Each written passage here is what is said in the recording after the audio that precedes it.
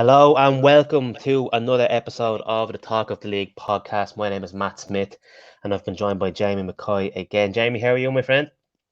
I'm good, mate. All the better for seeing your face on a Monday night. Think we've got Did some you football to talk, do we?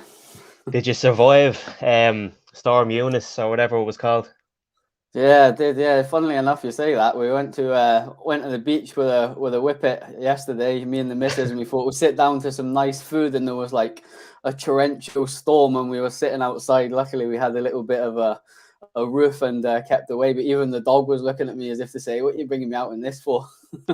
Yeah, it was torrential. Obviously, like I'm living in Dublin, and the golf courses were closed, and it was one of those kind of the trampoline in the back garden was pushed over, so we got it bad, but I think England got it a lot worse than we did. One of our friends Of ended up with one of the next door neighbours' sheds in their back garden. Man, I'm just like, what is happening? Wizard of But Oz stuff, yeah. But I there know, was a yeah. lot. There was a lot of League Two games, a lot of National League games called off due to waterlogged pitch, damaged stadiums. The Yeah. O2 in the O2 in London got half its Mm, roof ripped off, and yeah. there was an amazing video of Spurs' new stadium. The light structure actually floating like that up and down in the wind. So they obviously Oh, didn't take that into account when they were building that stadium. But no, it wasn't a f- wasn't the most enjoyable dinner I've ever had. Although the food was quite nice. It was just because we had the dog, we had to sit outside. But I I made it get back you. for Super Sunday, so it was all good, mate. Yeah, so listen, we'll get stuck straight into the results. Um, Obviously, anybody in the chat, if you want to drop a few comments, ask us any questions. But the topics of discussion, obviously, we're going to go through the results on the weekend. We're obviously going to talk about the massive wins for the teams down the bottom of the table. Um, is the title race back on after Man City losing and Liverpool winning? We're going to discuss Kane's form. Is he back to his best? And we're going to talk about Lukaku after him setting a record that nobody really wants. And we're also going to touch towards the end of the podcast about the job that Wayne Rooney is doing at Derby and then talk about the upcoming fixtures. Obviously, we have a few midweek fixtures as well as Champions League for some of the English teams as well. I wouldn't know what midweek European fixtures are being an Everton fan, but listen, sure, we'll crack on and get onto it. So, obviously, Manchester United played the day after we recorded last podcast. He played on Tuesday, but we're going to touch on that result a little bit later on. First game on the weekend was West Ham against Newcastle. Massive away point for Newcastle. Mm, I thought they played really well. West Ham, we were talking last week about Newcastle's bubble being burst. Might start seeing the same for West Ham. West Ham are kind of struggling. Like they're the type of games that West Ham want to be winning, especially in the position they're in the league. And I feel as though they're definitely the result. Especially I know obviously Newcastle have improved. mm, Obviously with the new the signings in the winter and stuff like that, and they have a bit more belief in themselves and stuff like that. But West Ham at home against Newcastle. Newcastle currently, what are they, 17th or 18th in the league? You have yeah. to be winning. You have to win in those games if you want European football. Obviously, like Champions League position fourth spot for West Ham is a pipe dream. But if they want to get Europa League football again for next season, they're the games they need to be winning at home. But again, Yeah. massive point for Newcastle. And then Arsenal, decent win for them, I have to say. We both expected Arsenal to get the win last Mm, week. They were comfortable enough now. Obviously, the game finished 2-1. A lot of talk on how Arsenal are going to cope without an out-and-out striker. Aubameyang with his first kind of full 90 minutes, I think it was, for Barcelona. He got 2 goals on his full 90-minute debut for Barcelona. So a lot of talk on how they're coping. They seem to be coping fairly well. Smith Rowe getting another goal as well for himself in his first start in a while, actually, as well. Saka chipping in there. Brentford got a late goal. I think it was the 95th minute they scored that yeah. consolation goal. So obviously clean sheets going for everybody who had Ramsdale in goal for the fancy football, which I was delighted with. But a decent win for Arsenal. They seem to be racking up the points slowly but surely, going under the radar a bit. And as we said last week, they have loads of games in hand on the teams around them. So, but like with West Ham, what West Ham aren't doing, winning those games at home, Arsenal are doing against the likes of Brentford. So, big win for Arsenal there. Yeah. Then, obviously, we're going to touch on it again later on. Chelsea limped to a 1-0 away win against Crystal Palace. First time Chelsea have played a Premier League game in a while. And they're not going to play a Premier League game again for a while as well, because they have the League Cup final as well this weekend, I believe it is. Excuse me. But they did get a 1-0 win against Crystal Palace. Palace fans in the chat, they'll probably come on and say that they felt a little bit unlucky. Palace had a lot of chances in the game. Chelsea had a disallowed goal as well, I believe. But again, it's a decent 3 points for Chelsea. You have to say that. Crystal Palace, I like what they're doing going forward. I like the way they're playing. They're playing to their strengths. They seem to have a lot of youth coming through there as well, which is great for them. I think they're going to be all right. They're on the way up. But listen, at the end of the day, Chelsea had that extra little bit of quality that took them through. Clean sheet and 3 points. I'm sure that's all they really care about. We're going to talk about Lukaku's unwanted record that he got a little bit later on. Then massively disappointing result for myself against Southampton. I did say that I would have taken a draw before the game, but Everton just didn't turn up again. It was the exact same response they had a couple of weeks ago against Newcastle, and I don't actually really want to talk. I just don't really want to talk about it too much. It's the same. I've seen people on Twitter blaming Lampard already. It's nothing got to do with Lampard. Nothing got to do with Lampard whatsoever. He picks the players he feels are going to do the business on the day, and if they don't turn up and do the business, how is that his fault? He's trying his best to implement what way he wants them to play, and if they aren't doing that, then it can hardly be on the manager. He's working on. You have to remember that Lampard has come in more than halfway through a season, and he's dealing with the DNA of 6 previous managers. So, yeah, it's going to take time. It is going to take time, and I feel, it's the inconsistency is just incredible. Like last week, I was saying Iwobi was the best game in an Everton shirt for a long time. He's had probably one of his worst games. Then again, that's Iwobi though, isn't it? That's what it's like all, Arsenal. It's all the players though, like Seamus Coleman as well. But like, listen, you can't really be expecting that much about him. But listen, a good 3 points for Southampton, and again, Everton have Man City on the weekend, and the only good thing about that game against Man City is the fact that it's at Goodison Park under the lights at 5:30 on Saturday. So I'm just hoping Everton can pull something out of the bag, because we need every single point we can get, because our run-in is an absolute disgrace. Then we had two games on the Sunday. We're going to touch on the Leeds and Man United game, as I said to you before. Wolves had a great win against Leicester. I watched a lot of this game. Yeah, both teams had their chances. Wolves, remember we were saying Wolves are sneaky. Like they're coming up that table there, and they're getting the points against the teams that are around them, challenging for Europe. So that was. I think someone said in the chat about Wolves, actually. Who was it? Ed. He said, "Don't forget Wolves." We actually covered them last week, Ed, on here. We me and Matt obviously were really impressed with them, aren't we? At the moment, the way they're playing. Ed dealt a bit last week, didn't we? Yeah, Ed's in one of the chats that I think Ed was at it there recently. But thanks, Ed, for joining in. I'm going to read out a few of the comments after we get through the results. But we touched on Wolves last week. Wolves have been sneaky good this year. We've said how good of a job Bruno Lage is doing. The keeper coming in has been fantastic. Third best defensive record in the top 5 leagues. Yeah, they're hard to score against. Hard to score against, and like Pete, you were saying there, are they going to cope without Traore? They seem to be coping very, very well without Traore. So yeah, Podence is excelling since he's left. I'm really impressed with Podence yesterday. And Pedro Neto back in the squad. Yeah, it was great to see him as well. I thought he was going to score at the end as well, willing him to score that goal when the keeper was out. But yeah, it's good to see him back. I really like Neto. Really good player. Yeah. So listen, we're going to touch on Manchester United's results really quickly. Obviously they had 2 games, 2-0 win against Brighton, and then it was a very entertaining match. Yes, I have to say, 4-2 against Leeds.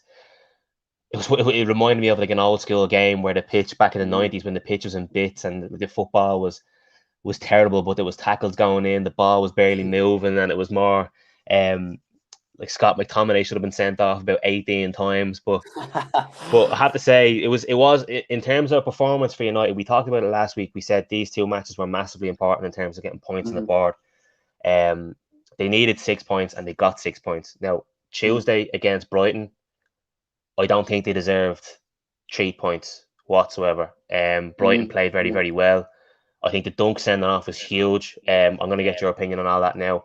And then obviously yesterday their performance was 10 times better. Sancho was fantastic. Give us your opinion, Jamie, as a United fan yourself. Bearing in mind what we talked about last week, that how important these two games were, and the two different performances. What's more important at this stage of the season? Is it points on the board or is it performance? I think it's probably a little bit of both from Man United's perspective at the moment, but for me, it's results. We need to win games, and specifically one West Ham and teams around us are dropping points. We've got to capitalise on that. Obviously, Arsenal and Tottenham, who we'll discuss a bit later, obviously got wins, so we have to do the same. And I think yesterday we were in control for a lot of the game. When we went 2-0 up, I thought it was game over just before half-time. And then just typical Man United, just switched off for a minute and a half. And then and I knew that Leeds were going to go for it, because when they brought Rafinha on, we know what type of player he is. He's very attack-minded. He doesn't really defend. He just wants to run at players, and he's got a lot of ability. So it was an interesting watch, considering we were so in control, and then that freak cross goes in the top corner, and then you'd like, do you know what? That's a little bit of luck. Let's just slow things down for 5-10 minutes, get back on it, because they're going to come at us. And then we done the complete opposite and just had a moment of madness, and then we're 2 each. And I thought, honestly, I sat on my couch thinking, I can't believe this. Here he is. I didn't think it would take him long to come and say hello. He said, I just showed up there because he said he won't be here long. So evening, Jamie, Joe Linton Mackay and Matt Shelley-Smith won't be here long tonight. So Jamie will be pleased. Just one question for Jamie. Does he think Chris will ever overtake Shearer as his favourite player? Thanks, Trevor. Bloody hell, Trevor.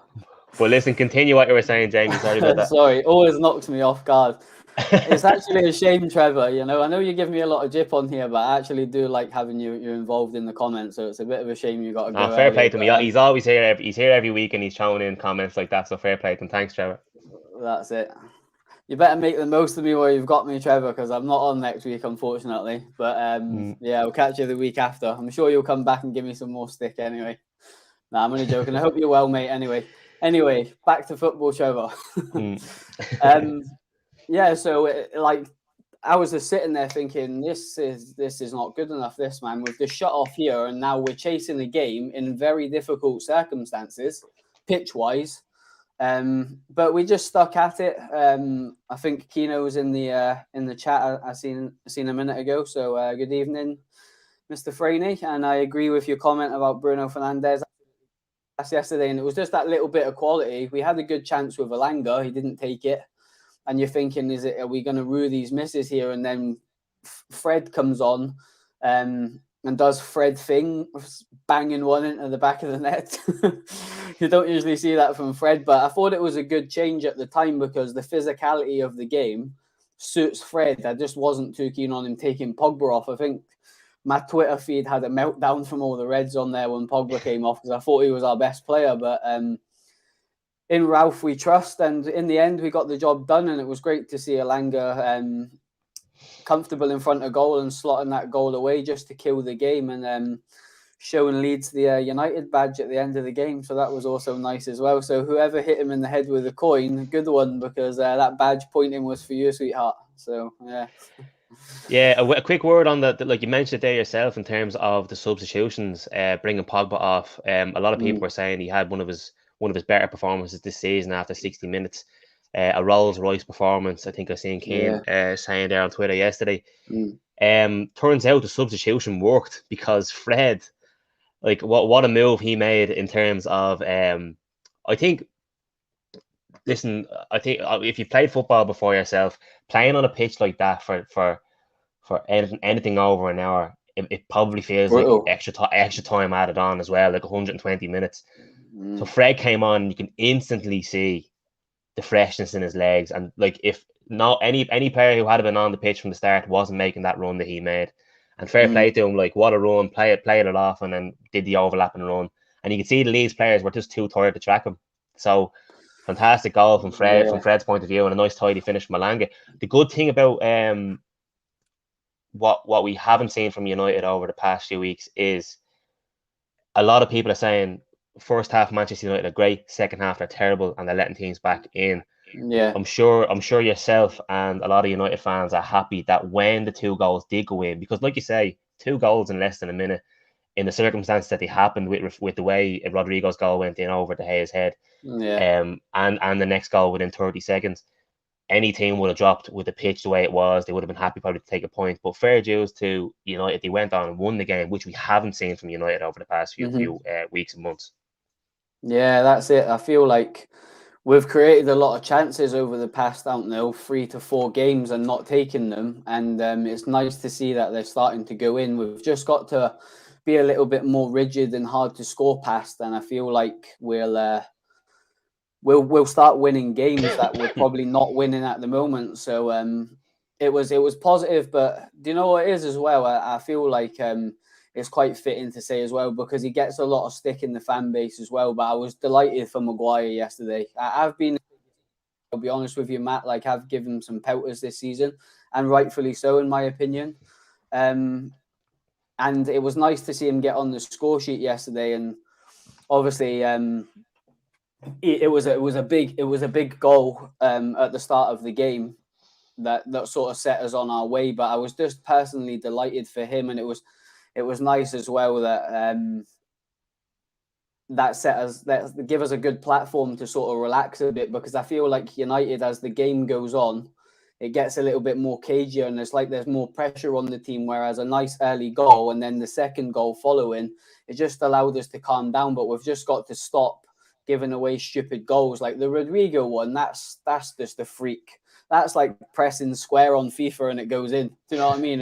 That's just... But then to just switch off again, like so quickly after it, that's a massive problem. And I feel like that's something Ralph needs to work on. But all in all, with the conditions, and I think it was Amy. Was it Amy a minute ago? Oh, no. There was a comment there. It feels very old school playing against Leeds. Yeah, it did. And yeah, that's the one. And I felt like with the weather and everything, it was just like an old school football game. I totally agree with that comment. I spotted it a minute ago and thought that's a belting comment, because like I thought that would have suited Leeds more.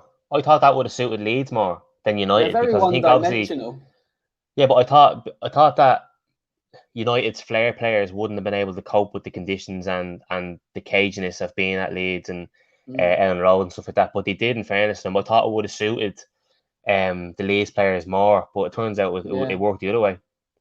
Yeah, no, I totally agree with you. I feel like the combativeness of the midfield battle was good to watch from a footballing perspective. Obviously, one of my teams was part of the game, so it wasn't like being able to enjoy it as a neutral, but it was good to see getting stuck in. I thought Pogba played fantastic as well, and he was very physical in that midfield. And that's when you see the different types of player attributes, when it's a groggy game and you need to get stuck in. And for Sancho to play the way he played in them conditions is a very much a plus point, and he's starting to really show the quality of what we all wanted to sign from Borussia Dortmund. So from a Man U fan's perspective, I'm sure Amy and Kino in the comments will agree with me as well. I'm not sure what Witterberg's name is. I think it's Vicky, but if it isn't, I do apologise. Yeah, I thought it was. There you go, Vicky. Sorry. There you go. So Ched Evans, who was the man of the match yesterday, and Vicky says, I think it was Sancho. It was Sancho, and he was thoroughly deserved. The stats came up there,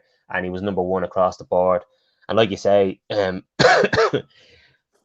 he's getting a bit of unwarranted stick over the last few months. Obviously, like the 80 million price tag, that's not his fault. Or 90 million, or how much it costs, it's not his fault.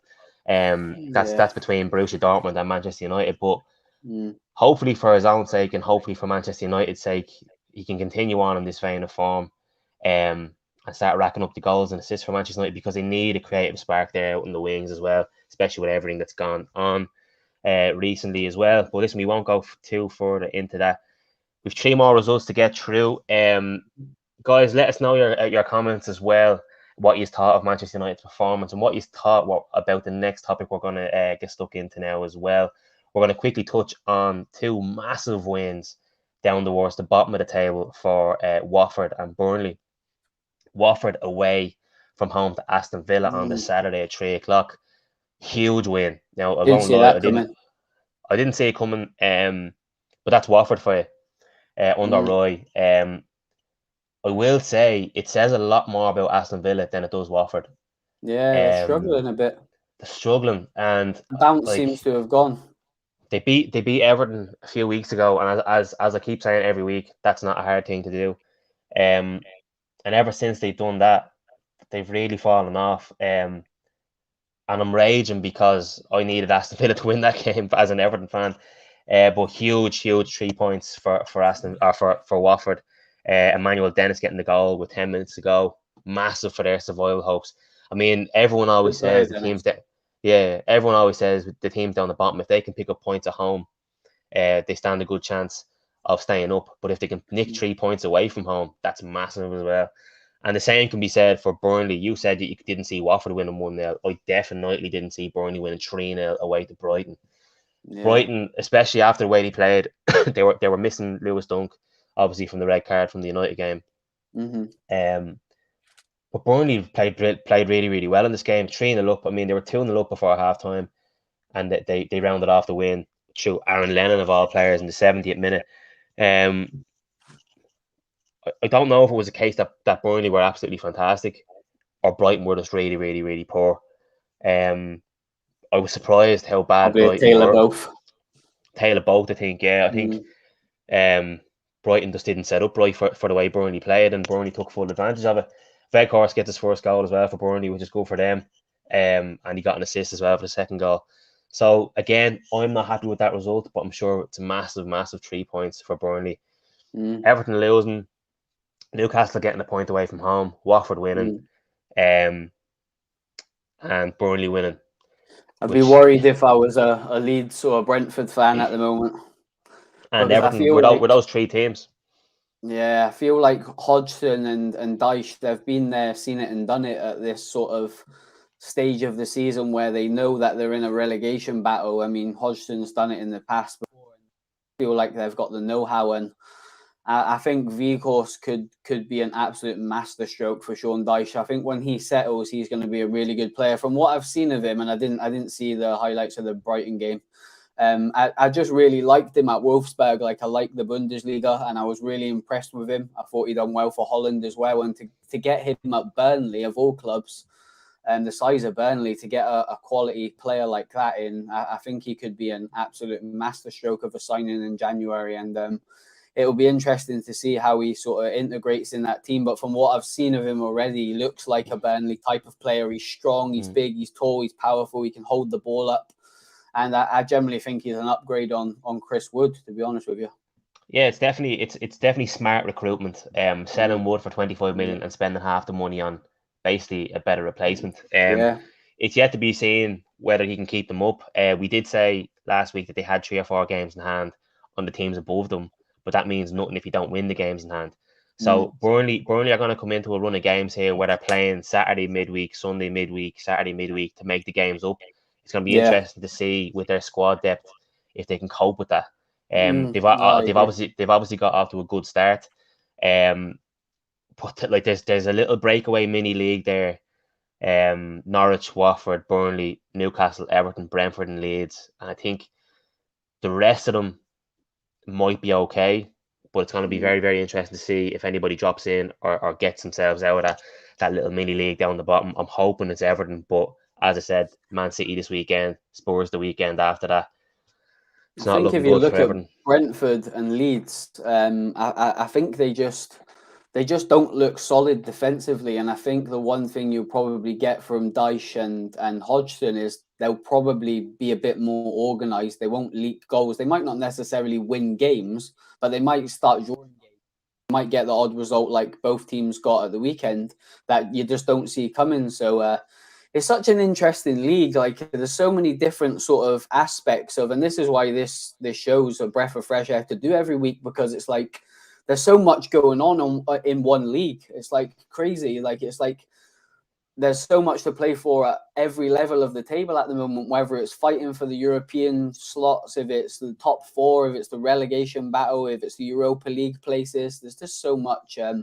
So every single game matters at this point of the season, and the relegation fight is just as like entertaining at the moment. I know, obviously not for yourself, but just as entertaining as the top of the table, and that's why I think it's the best league in the world. You know, you never know what you're going to get every single week in the Premier League.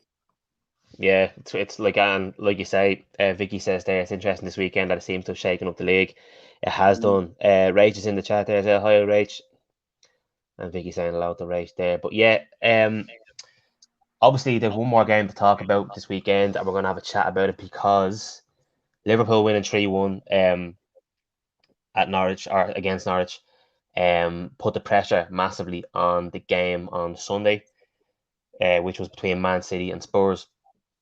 What a game of football it was. It was a fantastic game of football to watch. It really, really was. Especially the second half. But is it a case that Man City are starting to feel the pressure, or is it a case that they've just lost one game? It can happen.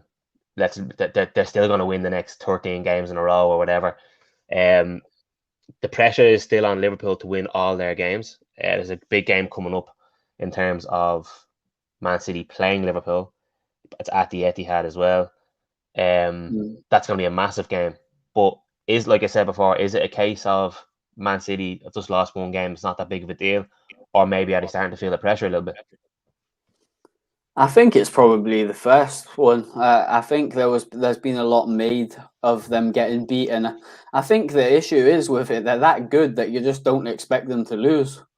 And it's a case of, I think there's always a massive reaction when Man City lose because their expectations and their level of quality they have in the team, and they're so consistent. I remember in week one of this show we were talking about that, weren't we? Saying they just don't lose games.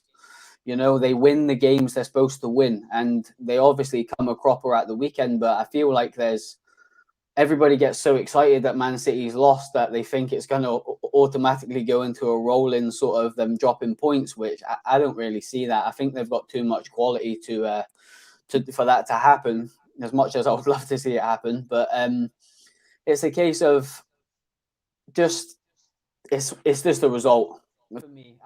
I don't know what your take is on it. We'll see what your view is on City. But for me, I just think that it's one game. They got beat. Tottenham played well. I didn't personally watch the game. I heard it was a belting game of football. Kane played a blinder. Kane and Son played really well together.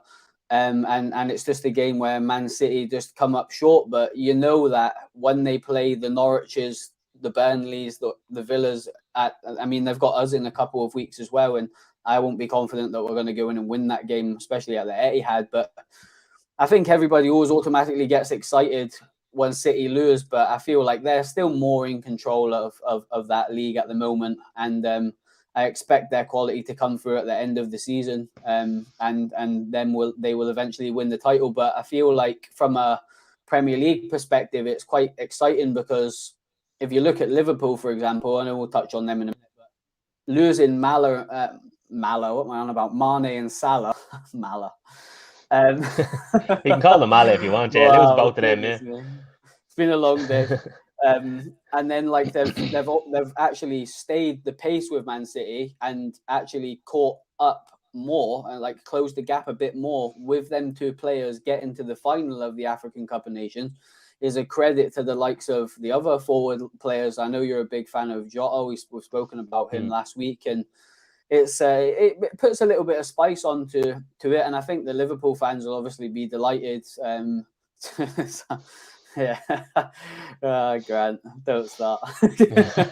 But it's a case of for me, it's do you know what it is? It's one game. Tottenham can do that.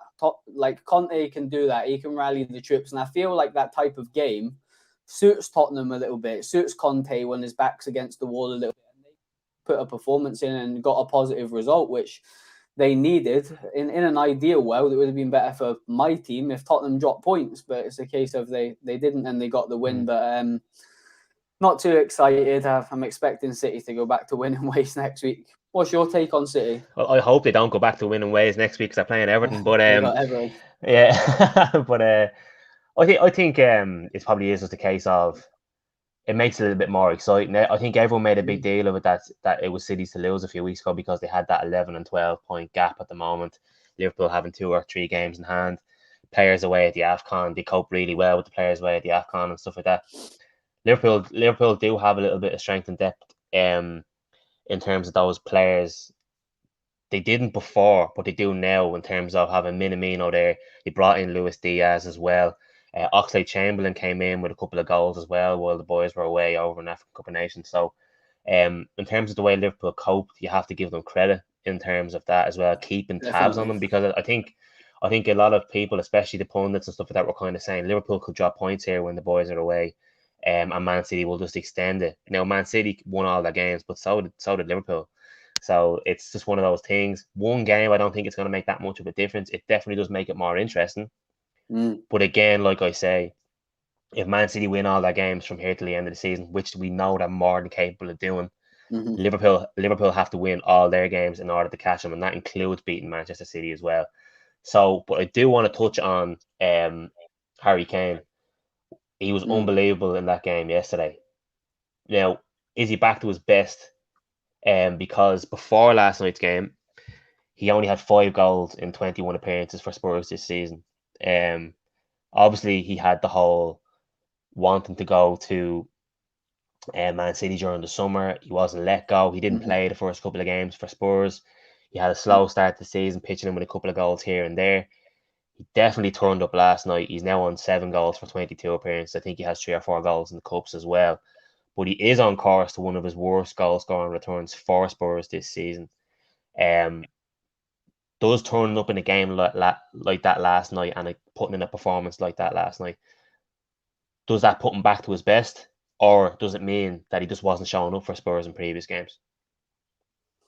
Yeah, it's a really good point, to be honest. I would probably say it's a little bit of both, really. I feel like he's, as I say, I didn't watch the game at the weekend, so unfortunately I've just seen the highlights. So it's a case of I didn't watch him for the whole 90 minutes, but from what I've seen from Twitter, I listened to Gary Neville's podcast a little bit earlier on today at work, and he says he was fantastic. Just the way he used the ball, his movement, his use of the ball when he had his finishing, everything was top, very high class, and we know that that's the type of player he is anyway. He's a world-class player on his day, but I feel like it's all about consistency with me, and you can't just play one good game against Manchester City and be back to your best. I feel like you've got to do it week in, week out, and it's like you say, he hasn't sort of got the goal return that we expect from Kane. That's the one thing you always know with Kane, that he might not necessarily play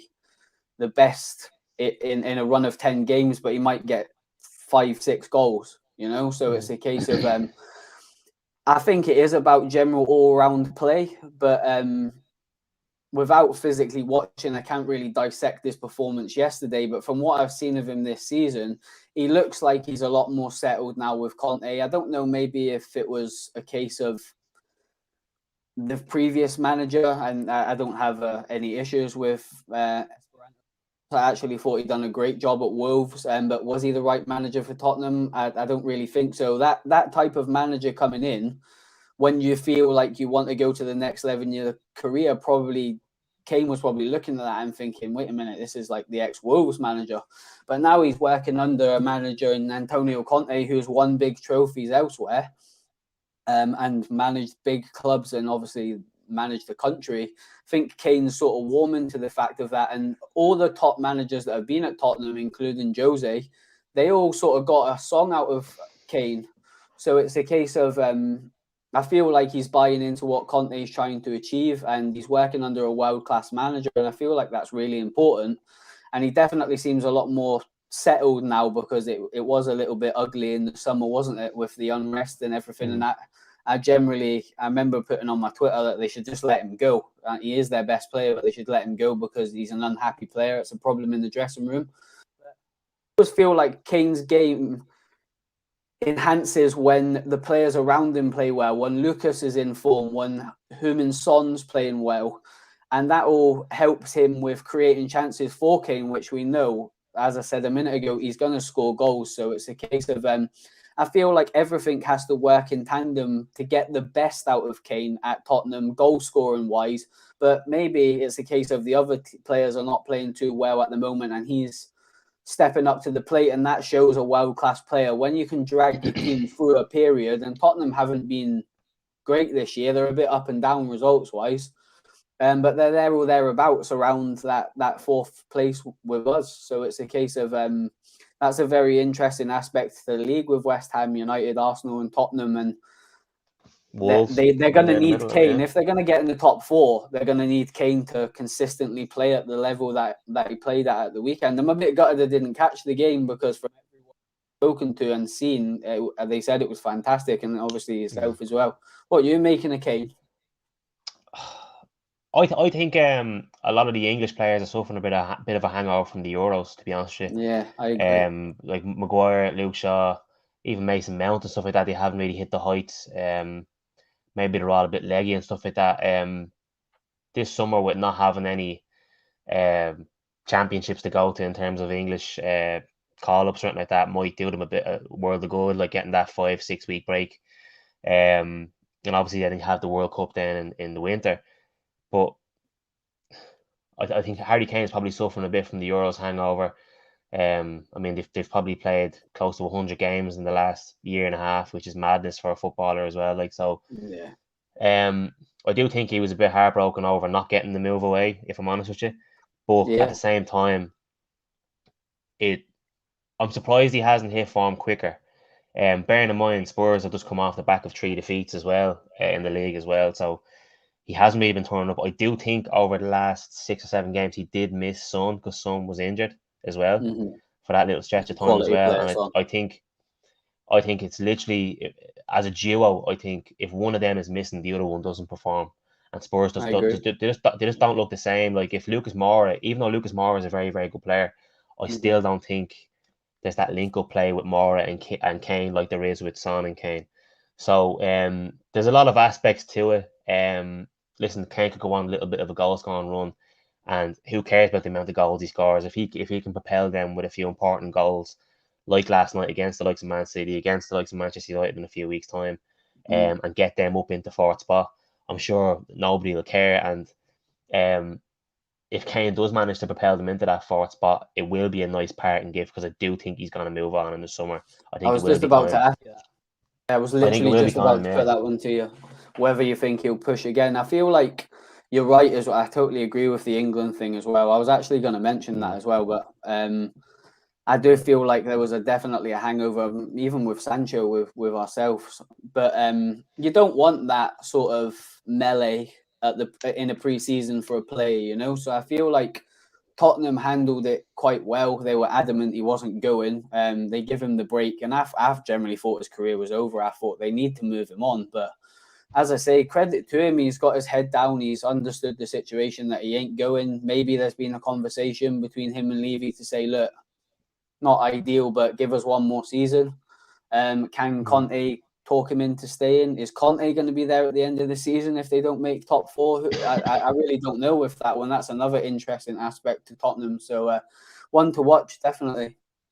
Yeah, and you touched on it there. I heard you saying a few things in the Spurs Kane debate there, saying that you feel as though the players around Kane need to play in unison and in order for Kane to perform. We're gonna have a quick chat now about Lukaku. He's getting a lot of stick lately off Chelsea fans. I like as well. He doesn't seem to be performing. Bear in mind, he did score in the semi-final and the final of the Club World Cup as well for Chelsea. He hasn't been doing well in terms of numbers in the league. He broke a record there against Crystal Palace for having the least amount of touches for a player who's played 90 minutes of football, with only having 7 touches, 0 aerial duels won, 0 battles won, no touches inside the opponent's box. For a striker who's played the full 90 minutes is quite incredible. But I do want to have a bit of a caveat to that, because I said it to you last week. and I've always maintained this about Lukaku. Lukaku needs service into the box, and he needs quick players on the wings in order to spot his runs. Lukaku will not be seeing the best effect if you're playing tippy-tappy football around the middle of the pitch, moving the ball forward slightly, and expecting Lukaku to make a little small 3 or 4 yard run and trying to find him. He's not going to be seeing the best effect there. If you're watching highlights of the match there against Crystal Palace, the amount of times the ball went out to the wing, to the right or left hand side, and Lukaku was in the box with his hand in the air waiting for the ball to be delivered and nobody with the ball into him. Right? So I think Lukaku's dip in form came when Chilwell's injury happened and Reece James' injury happened, because Chelsea lost that dynamism going forward.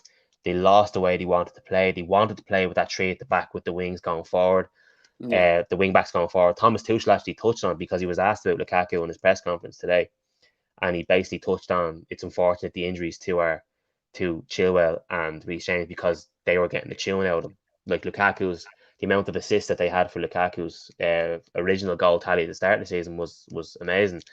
And I think Chelsea themselves, I think we touched on it, Chelsea's performances in the league themselves have dipped because of those two players' injuries. Injuries cause formations to change, and sometimes £100 million player can be made look like a £5 million player because he's not playing in the right team and he's not playing in the right formation. But if Chelsea do manage to get Reece James and Chilwell back, you will see the best out of Lukaku. The same way when Son was injured for Spurs, you weren't seeing the best with Kane. Son comes back and you start seeing the best out of Kane. It's no coincidence. So I think if you're going to spend £100 million on a player like Lukaku, you need to play to his needs. The same way with Kane. There's no point in putting Kane in a team that aren't going to suit his needs because you're not going to see him to the best effect. I've seen a few comments in there saying that Kane to Manchester United will be a great move in terms of link-up play with Bruno Fernandes and stuff like that.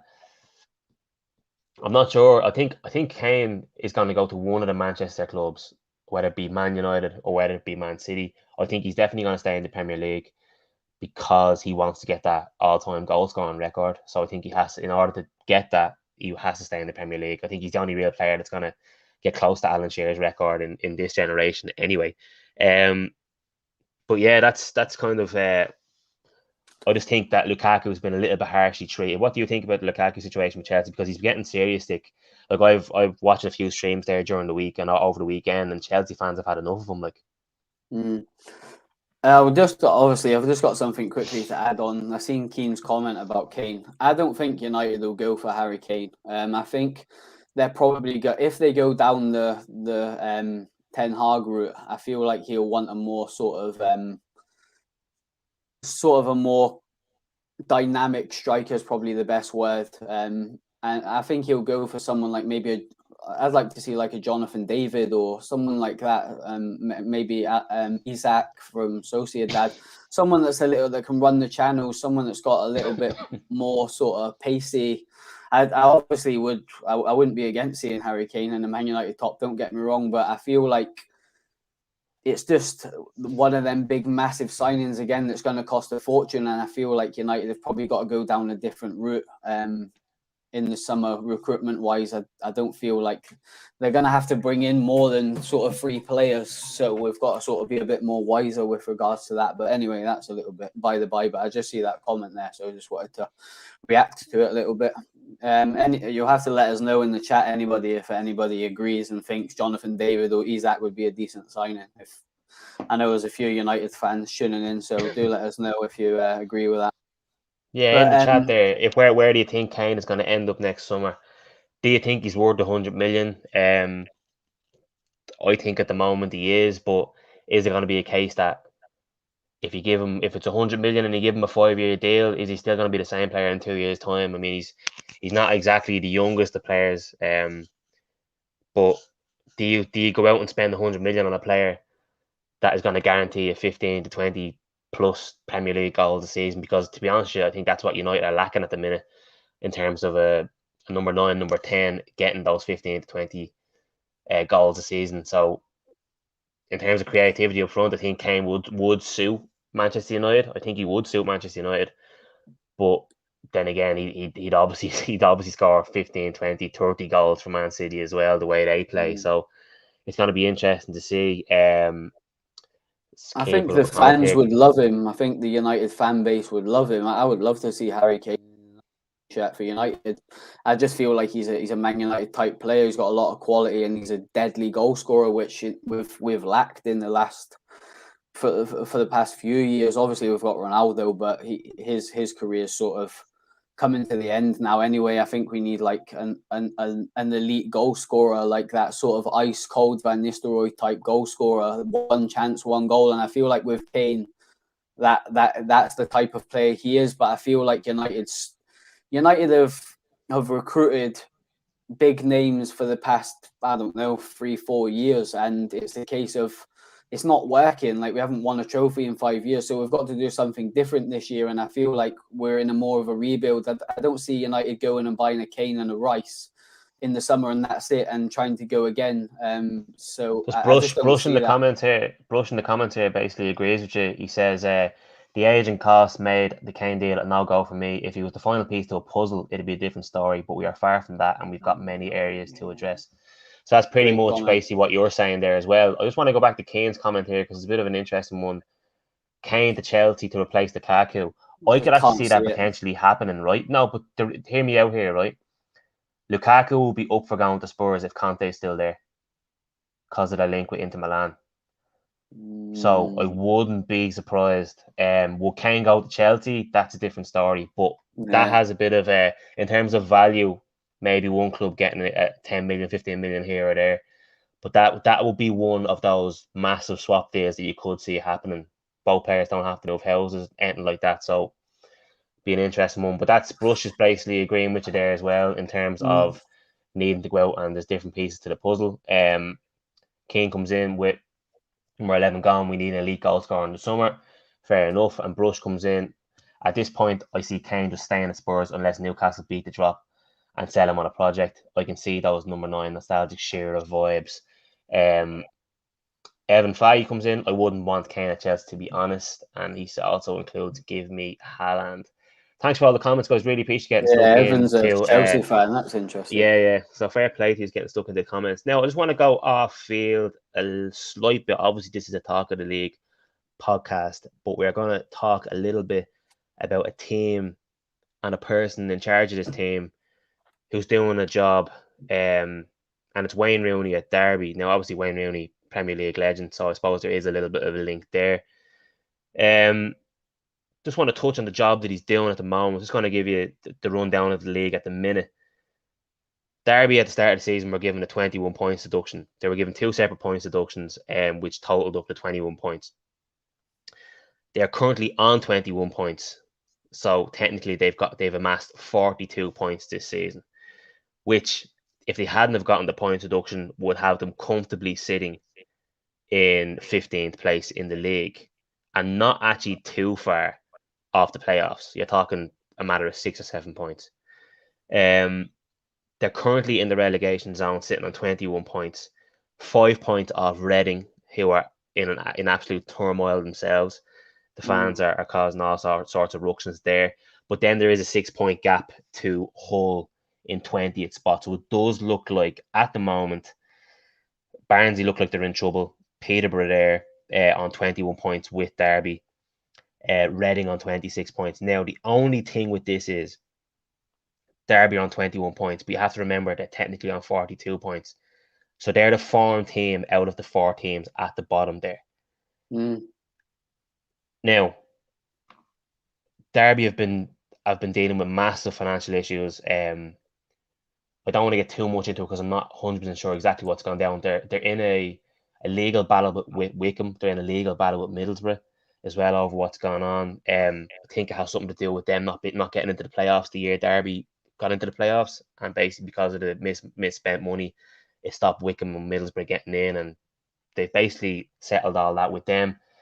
It's looking better for Derby going forward. The only problem they have now at the moment is the only real suitor to buy the club seems to be Mike Ashley, and we all know what he is. Good luck It's looking around 60 million in terms of Ashley to attain the club. and basically take ownership of all the debts and move the club forward. Now, I actually asked a Derby fan there during the week, because I actually went on a stag with a Derby fan there, believe it or not, there last year in Cork. And I just texted him and said, "What's your opinion on Mike Ashley?" And he said, "Although it feels like dirty money, it saves us from not being the club anymore." Now, Mike Ashley will balance the books. Derby themselves will be a championship team. They'll stay in the championship if they survive this season, obviously. In terms of the job that Wayne Rooney is doing, he's had to deal with basically zero players coming. He's had to deal with players who've been there before. He's had to get the better players to actually stay. So he's had to convince the players, please stay in 5-year pace. He brought in experienced heads like Phil Jagielka on short-term contracts. And then basically during the winter transfer window, they terminated Phil Jagielka's contract because they couldn't afford to pay his wages. So he ended up, I think, going to Stoke, I think it was. So he's had to been dealing with all this as an inexperienced manager. Obviously, he played with them beforehand. I think he's done an absolutely exceptional job. He was obviously linked with the Everton. He was obviously linked with the Everton job. He didn't take the job. And people are saying, "Oh, he turned it down. Like, that's embarrassing for Everton." I don't think it was the case at all. Rooney is on a highway to nothing at the end of this. In fairness, right? If he keeps them up, he's an absolute legend. If they go down, he can turn around and say, "Listen, we were up against it from the start." I still think out of themselves, Reading and Peterborough, they're the favourites to stay up. I'm hoping they do stay up, because it will literally be a Cinderella story. Like he'll and it will turn out to get Wayne Rooney a job in the Premier League regardless of what happens. I think if they do stay up and they get stability and Mike Ashley comes in, he'll sit down and have a chat with them, and I can see him probably doing another year in the Championship with Derby, which wouldn't be a bad thing. It'd be good to see how he gets on in terms of when they have a stable club, what kind of players he can bring in. Obviously, he has reach. These players like Gerrard, like Frank Lampard, have reach. They have contacts because they're literally only out of their previous clubs a matter of years. In terms of the job that you think he's done, first of all, the job he's done at Derby, and does the job that he's done at Derby, in your opinion, make him a candidate for the United job going forward? Not necessarily in the summer, but maybe in 2 or 3 years' time, after the next manager has finished his term at United. Yeah. First and foremost, I think he's done an absolutely phenomenal job. They're one of the results I automatically look at every single weekend when the fixtures, the full-time whistles have gone. I agree with that comment, by the way. Nate, Palace fan, yeah, good man, Nate. Is that the lad that was out to dinner with his missus the other? No, that was Rich. That was Rich, but Nate is one of the contributors on that channel as well. So he's on the same channel. But yeah, Nate, thanks for dropping in with the comments. Fair play to you. Yeah. That was a crease last week. I'm out with the missus, but I'm tuning in. Boys, loved it, man. Yeah, Valentine's Day, and we're stuck doing the stream, and he's out anyway, as well. Nate, sorry for thinking you were someone else, mate. Nice to have you involved tonight. I agree with your comment as well, by the way. But yeah, I feel like, I think I said it last week, and I think I got Kino all excited in the comments when I said, you know what, if United are gonna take a different route and have a more longer term vision in place, I wouldn't be against Rooney coming back. I think he's got all the credentials to be a very good manager. He's an elite footballer. He knows the game inside out. He knows the club inside out. Not going to talk too much about Man U because we've done it already, but from a United fan perspective, I do feel like he will be, if his career goes the way we're all hoping it does, and develop as a manager, I can see him managing either Everton or Man United for sure. But I think what he's doing at Derby is just, like you say, Cinderella story. And I actually, my hometown's not too far away from Peterborough, so I do take a interest in Peterborough United, and they're struggling. Derby obviously played them at the weekend. And I agree with you. They're in a dogfight as well, and it's like Derby seem to have that little bit of momentum because it's like there's kind of no pressure on them. There is because they want to stay up, but what I mean by the no pressure is it's like nobody expected them to get where they are now. So it's been amazing considering like the players that he's working with he would have probably wanted to recruit some new blood, some new ideas, fresh faces into the squad. He hasn't been able to do it. Players he's brought in like Jagielka, you said, not at the club no more. He's had every single thing flung at him, including the kitchen sink, and he's dealt with it and he's just shrugging it off. His beard's getting longer each week, so he's clearly not shaving throughout. He's going all caveman, and he's just going for it. And I think every United fan out there is like a Derby County sort of supporter, like at the moment, because we're all behind him. He's working absolute wonders, and it would be fantastic if they did stay up. But as I said a minute ago, I generally do think that he's a player United fans obviously love to pieces, and if his career goes the way we hope it does as a manager, I definitely do feel like he would be welcomed with open arms at Old Trafford. And a lot of people have seen comments on social saying, well, what's the difference with Solskjaer? But it's completely different, you know? Like Wayne Rooney is like a massive... He's one of the best players to play the game.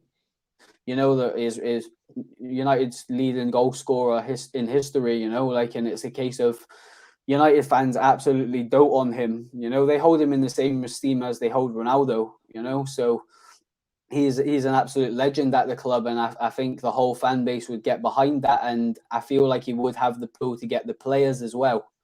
Because who wouldn't want to play for Wayne Rooney, you know, elite football player. And it's that's another one. I think I've said it a few times tonight, but that's one to watch for the future. Even your club, you know, obviously I know you'll be hoping Lampard does a great job, but I don't think you'd be against a Wayne Rooney in the future if his managerial sort of credentials keeps increasing and he gets to that level where he could take a Premier League job, which I think it's inevitable.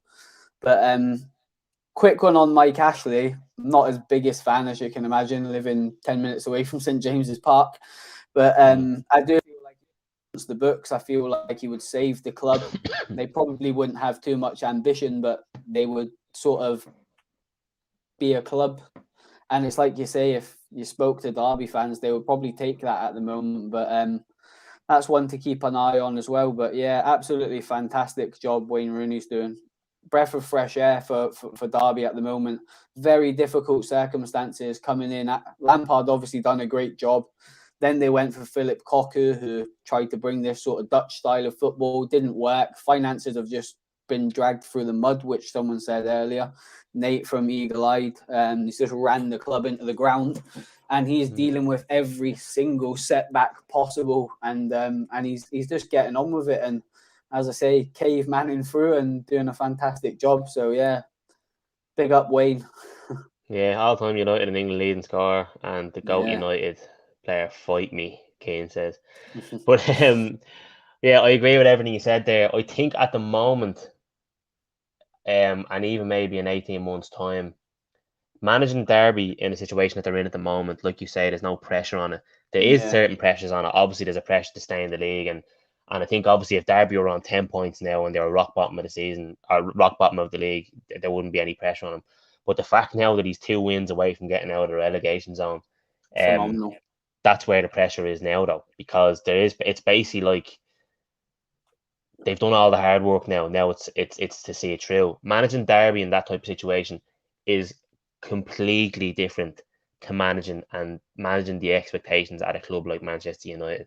Yeah, I agree. It's night and day.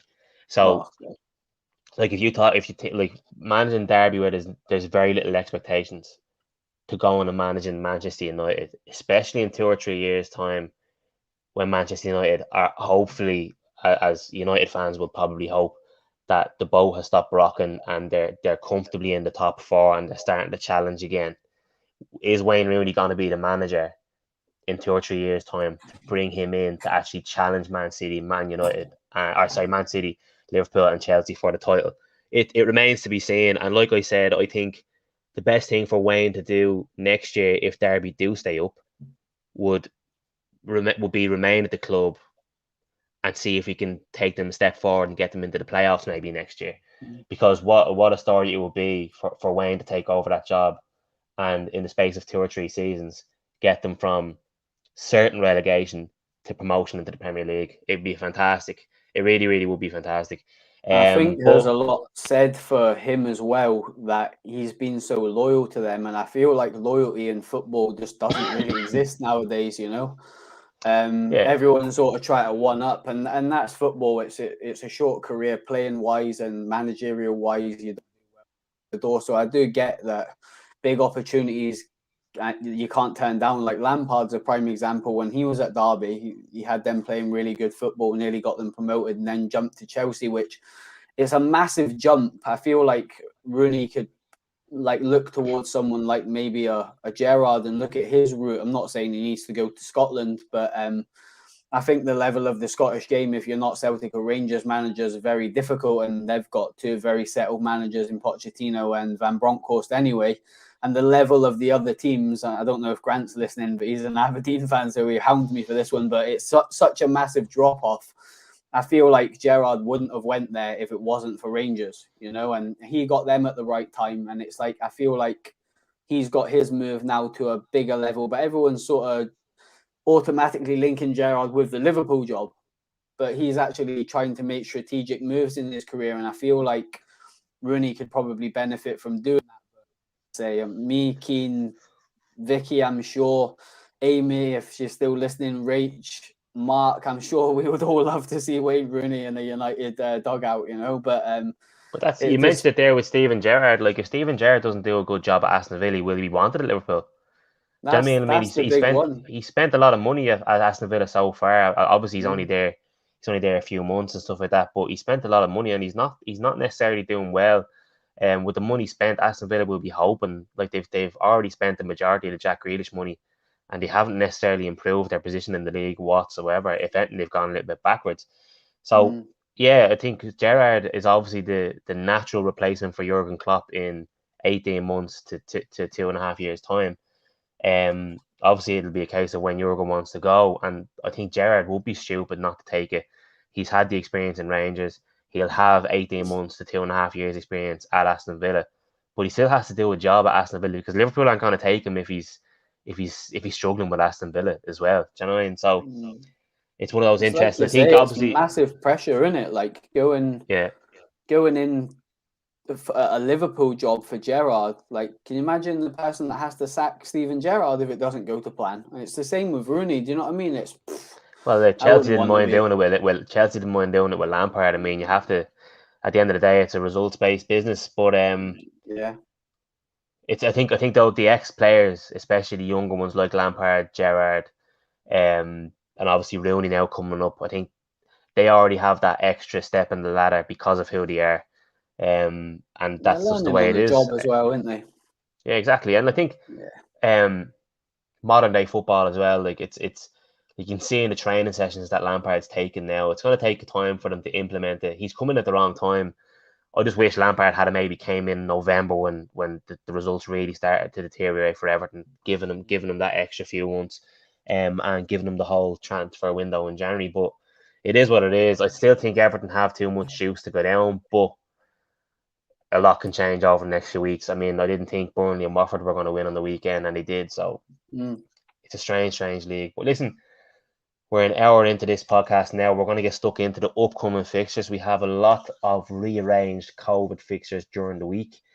So we have a good few midweek fixtures to get stuck into now. And then obviously we have our weekend games as well. 23rd of February, we have Burnley against Tottenham. Tottenham, please just beat Burnley. Please. Don't go out there and beat Man City and then lose away to Burnley. Just don't do it. And then obviously Watford, they are playing Crystal Palace. If the Crystal Palace fans are still in the chat, do me a favour and just beat Watford. A relegation special if Everton go down. I won't be on this channel if Everton go down. Simple as that. I won't be able to talk about football at all. Keane's already planted the seed with a derby chat, so maybe there'll be a talk of the Championship next season. Yeah, no, listen, I'll go on loan to Man United or something like that. I won't be an Everton fan. But then obviously we have Liverpool against Leeds, another big game. I'm hoping Liverpool do a job on Leeds because I need teams above us to get dragged into it with us. I don't mean to wish bad on certain teams, but I'm getting a bit desperate now because I don't feel as though Everton are doing the business to get themselves out of it. So we need other teams to underperform to get themselves brought into it. It's bad, I know, but unfortunately, that's the position I'm in at the moment. Big game then on, I think it's Friday night. Arsenal against Wolves. That's going to be a decent game. Arsenal at home to Wolves. Wolves obviously in decent form at the moment. Arsenal getting wins on the board as well. Both teams. That's a massive game for top four. It's also a massive game for Europa League. Like fifth and sixth spot. If Wolves get a win there, they have a serious leg up on the teams around them. Even the likes of Spurs, maybe even United. Obviously, United with those 2 wins recently have put their foot in the door for that top 4 spot. But if Wolves can go away to Arsenal and nick a result, that'd be massive, massive. I think they only played each other recently as well, didn't they? Arsenal, because Yeah, I Martinelli got was sent gonna off say. against Wolves. Yeah, so Yeah, that'd be Wolves will have the Wolves. bit between their teeth about that because Yeah, I seen Neves' comments saying that the way they celebrated like really sticks with the Wolves players. So you have to say if Arsenal go and get a result against Wolves, the way Wolves are playing at the moment, that's Arsenal are serious, man. So and vice versa. Like maybe we're not taking Wolves serious enough at the moment. It's a case of I'm expecting them to sort of drop off and maybe play Europa League football next season, but we'll soon find out. yeah, definitely. So that's on the Friday night. Arsenal Wolves. I look forward to that. That'd be a nice little Friday evening entertainment for us. Then a big game in terms of down the bottom. It's Southampton against Norwich to kick off. Oh, sorry. Arsenal and Wolves is on Thursday, and Southampton against Norwich is Friday evening. I Friday. apologise. Yeah, so Southampton against Norwich. I'm hoping Southampton do a job on Norwich because again, if Southampton beat Everton and then lose to Norwich, I think there's just a conspiracy to get Everton relegated at this stage. Keane's Then we go behind into it. yeah, Kane's behind it. Then we go into the Saturday fixtures. A nice little game to start us off on Saturday afternoon, 12:30. Leeds are at home to Spurs, which will be a nice game as well. Hopefully, Spurs continue on their good form in that one. Brentford against Newcastle, massive game down the bottom. 3 o'clock kickoff on Saturday. Um, that game could be huge for both teams. If Brentford manage to get a win there, stop the rot, and if Newcastle manage to get a win, could be huge. Confirmed there that Trippier is pretty much out for the season, with his broken bone in his foot. Yeah, I've seen So that. it's a shame for Newcastle, in terms of their fan base and stuff like that, and the team Maxi's injured themselves. as well, isn't he? Who? Maxi. Yeah, actually, yeah. So this is where it's going to see if Newcastle can rely on the players, the rest of the players they brought in, see if they have enough juice to keep them in the league. It's going to be interesting. But that's a huge game for Newcastle. But they're going to be cherry picking games over the next few weeks to say this is where we get 3 points, this is where we get a point, this is where we get 3 points. So Yeah. and this is one of those They look games where they're going to solid want. defensively, which seems crazy to say that for Newcastle because they've been so bad this year. But since Dan Howe's come Burn, in and they've signed Dan Burn, and Matt Targett, who's been a really underrated signing, he's been fantastic. and your man Everybody Bruno sitting in loves front him of the up back there. four as well. Bruno sitting in front of the back four as well. He seems a player as well. Yeah. He won't do much going forward, but he's so silky smooth on the football. So I was he's a having real a talent chat, for them. funnily enough, about Bruno this morning on the way to work with a lad that picks me up for work. He's a Newcastle fan, and we're chatting footy. And then he says, "What about Bruno?" And I was like, "Well, you just don't talk about Bruno, but we talk about our Bruno." And he was like, Yeah, well, we ain't seen enough of him. And I was like, well, he should be in the team if he's as good as everybody says he is, and you're nearly for a party for him when he signed. Like, he should be in the team. And he was like, well, you can't dislodge Willock and Shelby. And I'm like, listen, man, you can dislodge anybody if he's as good as you say he is. So 50 million. yeah, a lot of money, but apparently he's the real deal. I mean, if he's as good as everybody says he is, he should be in that Newcastle midfield now. And he didn't wasn't playing in a very successful Lyon team, so it's going to be interesting to watch. I'm excited to see a perspective, but if you can't get in the team ahead of a Willock or a Shelby, you just like. I think in fairness, I think he's a part of the jigsaw for when they stay up for like next season. I think he'll be He's a in the long-term team. signing. He's a long-term signing rather than a short-term signing. I think that's why they spent the money on him that they did. But yeah, that's going to be a huge game between Brentford and Newcastle, 3 o'clock on Saturday. Then another decent game. Brighton are going to want to bounce back against Aston Villa. Another game that both teams are going to need the points for. They I need to don't think any score. team. Yeah, they need to I win, don't. both of them. I don't think any team will want to settle for a point in that game. Steven Gerrard strikes me as a manager that he won't let his players like rest on the defeat. I think he'll want to bounce back, but they don't They've seem to be both doing it lost at the all last two, lately. haven't they? Yeah, they don't seem to be like, excuse me, still getting over this COVID cough. But the last time, oh my God, looking at Aston Villa's recent run of results, the only win they've gotten the last 7 games is against Everton, and the rest they've only gotten 2 draws as well. So that they've literally come unstuck in the last, say, month and a half since the turn of the year, really, in terms of Premier League. Brighton, I think Brighton are one of those teams that they'll be fantastic. They'll actually play really, really well in the game, like they did at Old Trafford, and still lose, even if they have 11 men. And then they could play absolutely terrible, and they'll come away with 3 points. Brighton are I just that feel type of like team. they always fall away, don't they, when there gets a little bit of pressure on them. When they start getting towards them Europa League slots, they seem to just crumble, and you think if they could just stay consistent and pick up a point here and 3 points there, and it's just when they just starting to peak, and you think, bloody hell, they're going to get in Europe here. They just seem to drop silly points, and I really like Yeah. Graham Potter. I think Everton should have had a look at him, to be honest with you. I actually really rate him as a manager, but I don't know what it is with Brighton, man. They just can't see. They have sticky patches, and when they go through them sticky patches, they drop stupid points like over a month, and you think, nah, they're not serious, and then they'll start playing well again. It's weird. It must be frustrating for one of the fan base, like as a supporter, because they're a decent side, but they just can't seem to be consistent. Good man, Ed. I knew I liked you.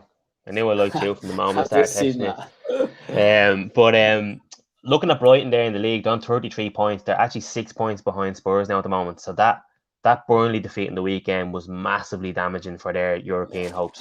There's a bit of a gap there appearing now from the top 8 to like the rest of the league. Now there's a 6 point gap between Spurs and Brighton, and Spurs have 2 games in hand as well.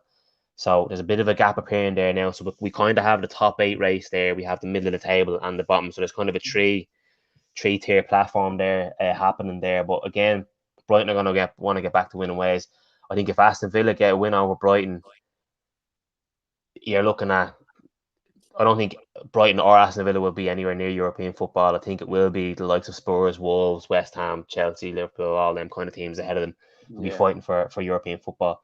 Decent enough game then. Obviously, Crystal Palace are home to Burnley. I said it again.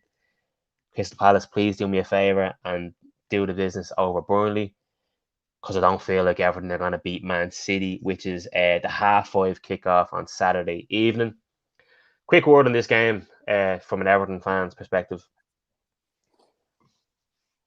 The only reason why I'm anyway a little bit confident about this game is the fact that it's under the lights at Goodison. We seem to do well against Man City when we play at Goodison. And I think that if that place is rocking come 5:30, we stand some form of a chance. But it all depends on if the players turn up. If the players turn up like they played against Leeds, we have a chance of getting something out of the game. If we turn up like we played against Newcastle or Southampton, Man City will be a 6 or 7 now. That's how much of a confidence barrier there is. It's such a bipolar team at the moment, Everton. They're either fantastic to watch or they're absolutely abysmal. And the confidence in the players is just absolutely incredible. To go from night and day in the space of 2 or 3 days is just mental. And I'm hoping that if Frank Lampard does manage to keep us up, he's the type of manager to turn around and say, you're not fit to be an Everton player. You're not fit to be an Everton player. I'm going to have to move you on. And he'll bring in players like he did at Derby and like he tried to do at Chelsea. And I hope with Frank Lampard, I can see some form of future, and I'll back Frank Lampard in terms of I think he knows what he wants the club to be going forward. So that's the only thing I'll say about Everton for this weekend's match. If we turn up like we played against Brentford and like we played against Leeds, we have a chance, especially with Man City coming off that defeat against Spurs. They're going to be a wounded animal. They're going to want to come and correct that as well. And Everton could do their neighbours a favour by taking points off Manchester City. So it's one of those ones as well. Going back to the Saturday fixtures, Manchester United against Watford. It's a nice, tidy little fixture for Manchester United at home against Watford. The last time the clubs met, Watford absolutely hockeyed Manchester United, so they're going to want to right that wrong. I think Watford have had two managers since that game, two different managers since that game, so it's going to be interesting to see how Manchester United play in that game. I'm going to come back and get your thoughts on the Manchester United game. I'm just going to finish off these upcoming fixtures, if that's all right, Jamie. Yeah. And then we have one game on the Sunday. I think that's because the League Cup final is on this weekend against Chelsea and Liverpool. And it's West Ham against Wolves, another big game for Wolves. Obviously, Wolves are playing on Thursday night against Arsenal, and they're playing on Sunday against West Ham.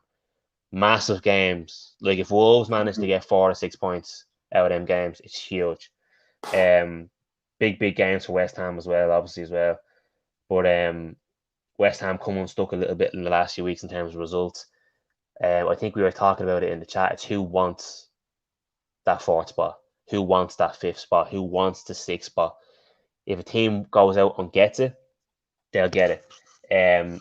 Wolves at the moment seem to be the team who want it. So it's going to be interesting to see how they get on against Arsenal.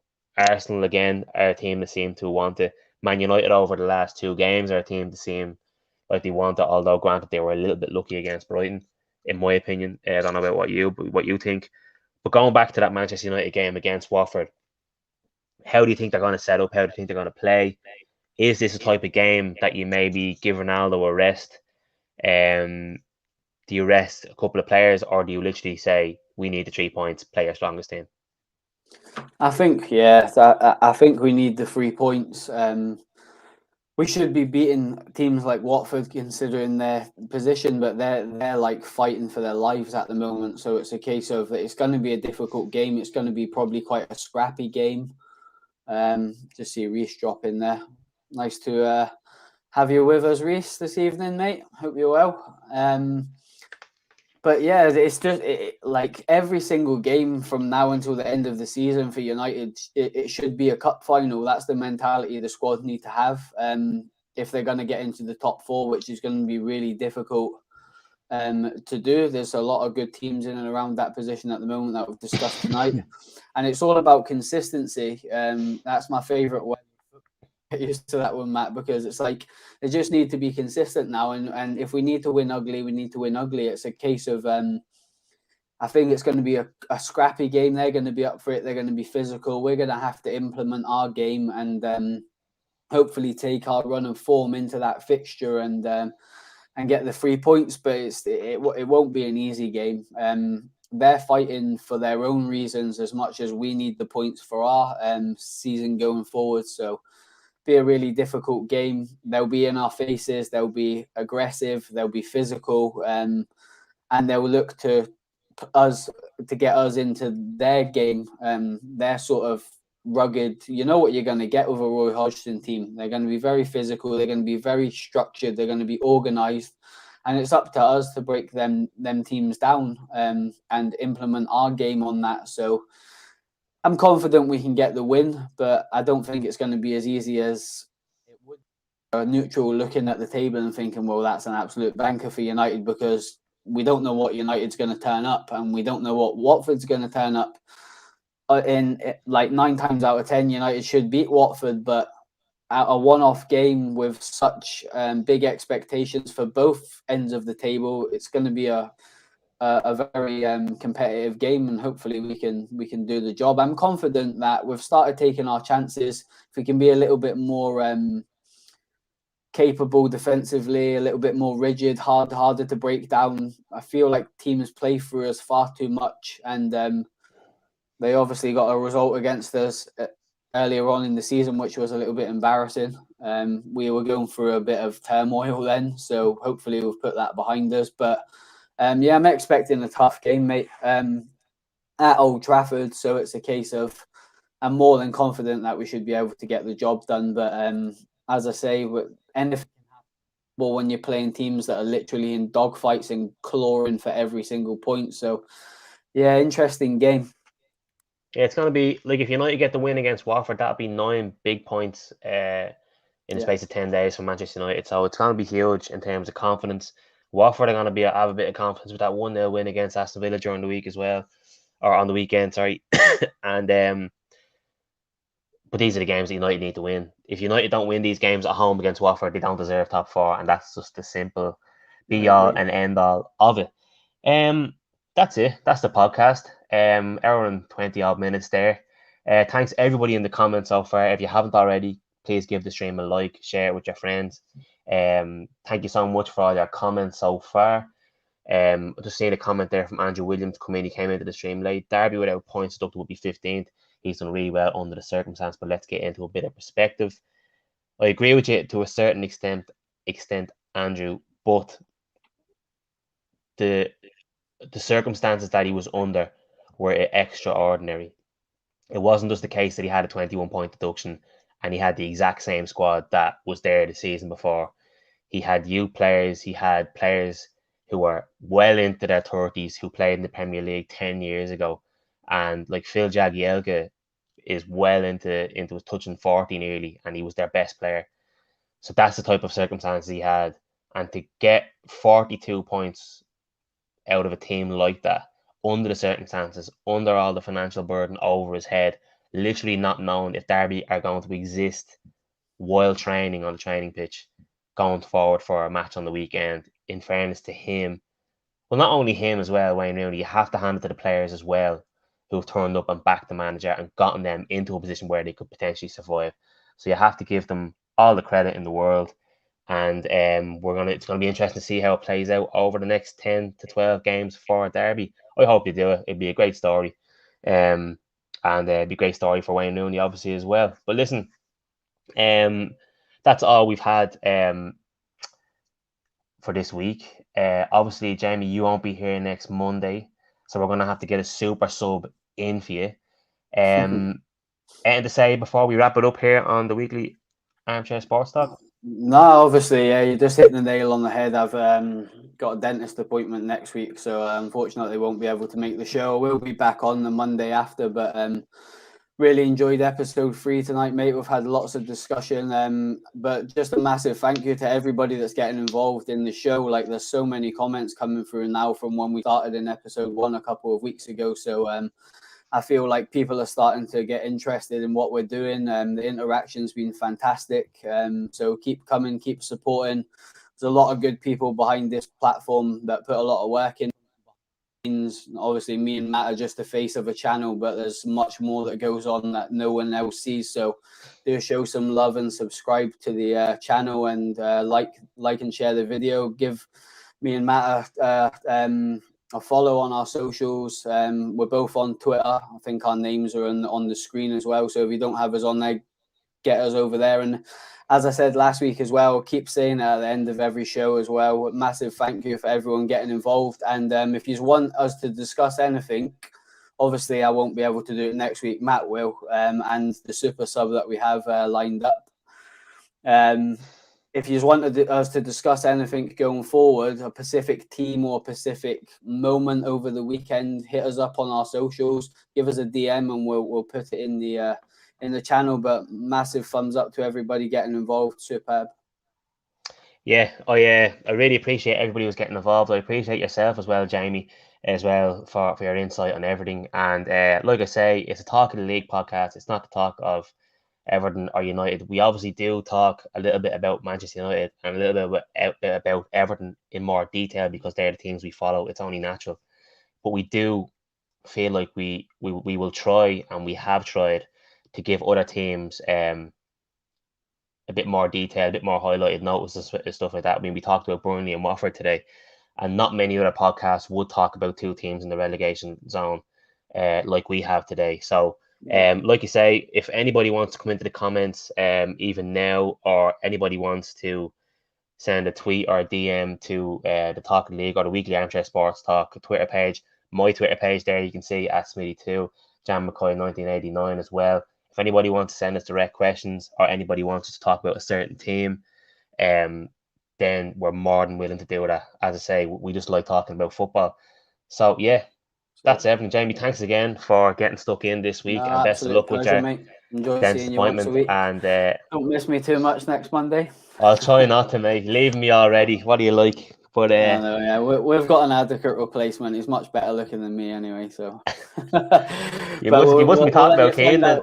We'll let you find out. Oh, Kino, that's not very nice, is it? I'm only messing. Nah, we've got a belter coming up. I'm just hoping he doesn't take my spot long term.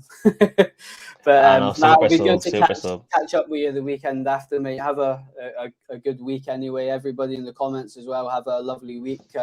Whatever you've got planned, and a lovely weekend. And I'll get you back after next week. I wasn't expecting Matt to disappear there, but he's shifted off somewhere. But yeah, take care, everybody, and I will catch you not this Monday coming, but next. Take it easy. I think I just jumped off the stream there for a bit today. Just giving me the screen to myself. Yeah, I just wanted to basically.